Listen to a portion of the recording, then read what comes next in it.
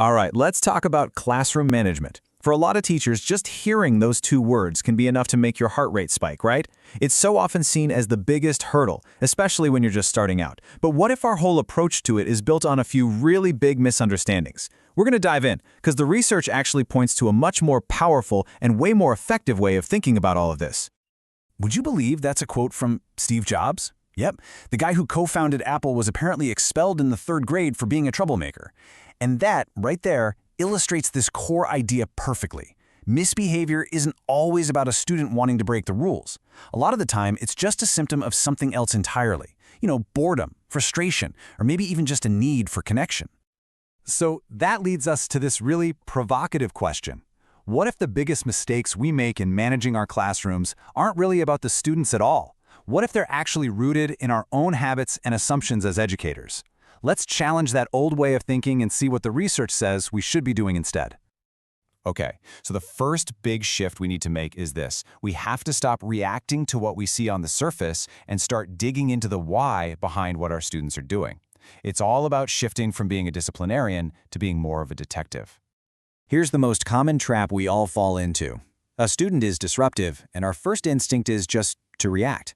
But the research is really clear that two students can be off task for completely different reasons. A strategy that works for one might actually make the other student's behavior even worse. The real key is to figure out the student's goal. Are they trying to get something desirable, like attention, or are they trying to escape something undesirable, like a tough assignment? And check this out. A 2018 study found that a full 20% of student misbehavior can be traced directly back to academic struggles. The student either doesn't get the assignment or feels like it's too hard, and acting out becomes an escape hatch for that frustration. It's not about defiance, it's a cry for academic help. So how do you put on that detective hat? Well, this simple framework is an amazing place to start. First, think about what happened right before the behavior. What was the trigger? Then, what was the outcome after? Did the student get attention from their friends, or did they get to avoid doing their work? And then, thinking about the audience and when it usually happens, that can help you piece together the whole puzzle and figure out the hidden reason for that behavior.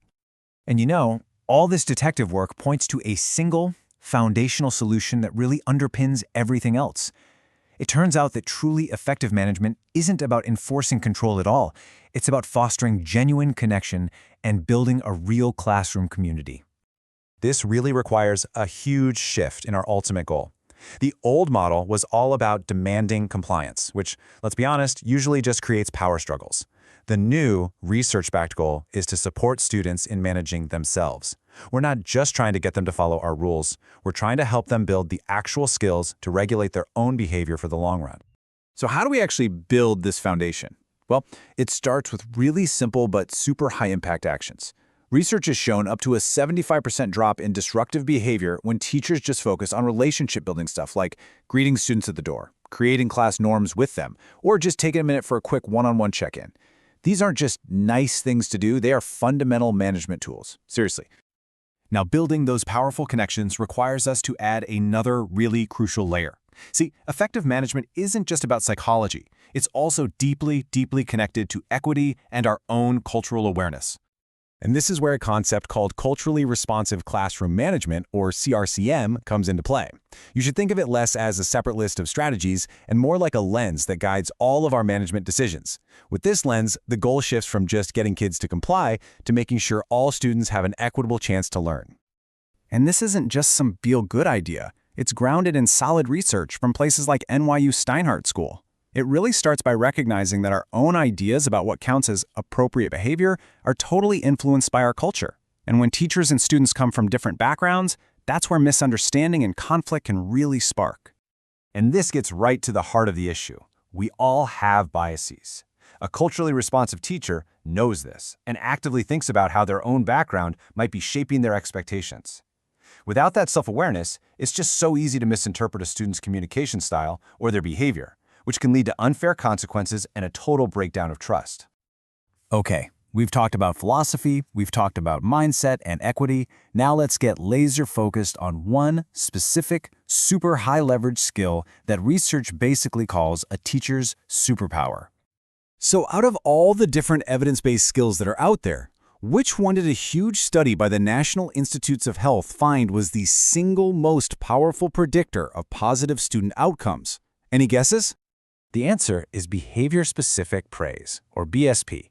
It's the huge difference between a vague, nice work, and a really targeted statement that tells a student exactly what they did right. Like saying, I love how you clearly explained your reasoning for that answer. It's not just feedback, it's actually instruction. You're reinforcing the precise behavior you want to see again and again. And the data on this is just, wow, it's so striking. When researchers looked at the effects of different teacher skills, only one consistently popped. As you can see right here, behavior-specific praise was the only skill that was a significant predictor of both an increase in student engagement and a decrease in disruptions. It is, quite simply, the most effective tool in the entire toolbox. This quote from a 2014 study just brings it all together so perfectly. It's that reminder that the big idea isn't to control students. It's to create an environment built on connection, respect, and really clear feedback so they can learn to manage themselves. Ultimately, what we're talking about is a journey. It's a journey from an outdated model of control to a modern, research-backed model of connection.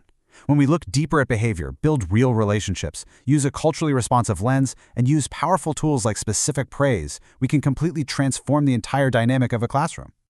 So, the final question I want to leave you with is this. If you really fully embrace this shift, from control to connection, what new possibilities open up? What could your students and your classroom truly become?